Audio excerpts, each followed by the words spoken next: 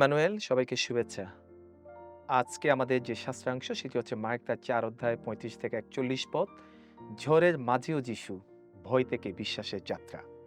জীবন পথে চলতে গিয়ে আমরা সবাই কখনো না কখনো ঝড়ের মুখোমুখি হই। আর সেটি হলো ভয়, অনিশ্চয়তা, কষ্ট আর অসহায়ত্ব ভরা মন।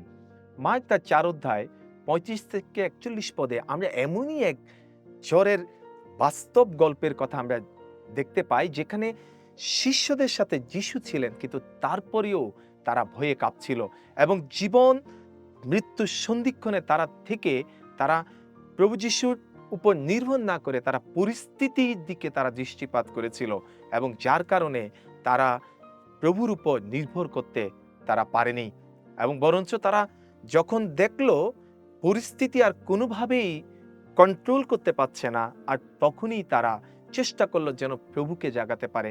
আমরা এখানে দেখতে পাই শিষ্যদের প্রাণপণ চেষ্টার পরে তারা ডাকলো এবং তারা প্রভুকে বলল, প্রভু আমরা মারা পড়ছি, আপনার কি সেদিকে দৃষ্টি নেই?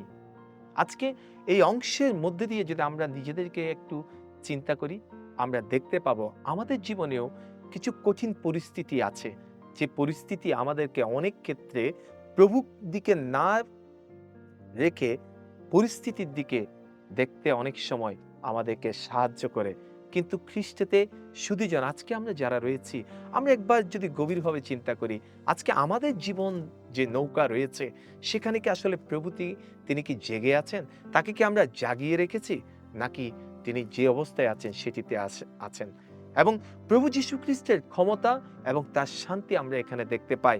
যখন প্রভু যীশু খ্রিস্ট তিনি উঠলেন, এরপর তিনি বাতাসকে তিনি ধমক দিলেন এবং সাথে সাথে সমস্ত পরিস্থিতি শান্ত হয়ে গেল। এটির মধ্যে দিয়ে একটি গভীর শিক্ষা আমাদের জীবনে আসলে আমরা দেখতে পাই। আর সেটি হচ্ছে যেন আমরা ভয়ে নয় কিন্তু বিশ্বাসে জীবনযাপন করি, প্রভুর উপর নির্ভর করি এবং প্রভুকে সর্বদা আমরা জাগিয়ে রাখি। সেটি আমাদের জীবনের কার্যক্রমের মধ্যে দিয়ে এবং এর মধ্যে দিয়ে আমরা আমাদের জীবনকে সুরক্ষিত রাখতে পারি। তাই আজকের এই সুন্দর সকালে প্রভু আর বাক্য আজকে আমাদেরকে এই কথা বলছেন, কি আমরা কি ভয় পাচ্ছি? যেন আমরা ভয় না পাই। মার্ক তার ৪ অধ্যায় ৪০ পদ এই কথা বলে, তোমাদের এখনো কি বিশ্বাস নেই? তাই আসেন আমরা ভয় নয়, বিশ্বাসে জীবনযাপন করি। জীবনে যত কঠিন ঝড় আসুক না কেন, যদি আপনি প্রভুর উপর নির্ভর করতে পারেন, বিশ্বাস স্থাপন করতে পারেন, সমস্ত ঝড়ের ঊর্ধ্বে আপনি উঠতে পারেন এবং প্রভু সমস্ত কিছু আপনার নিয়ন্ত্রণে তিনি রাখবেন, যেন এর মধ্যে দিয়ে প্রভুর গৌরব হয়। সবাইকে শুভেচ্ছা।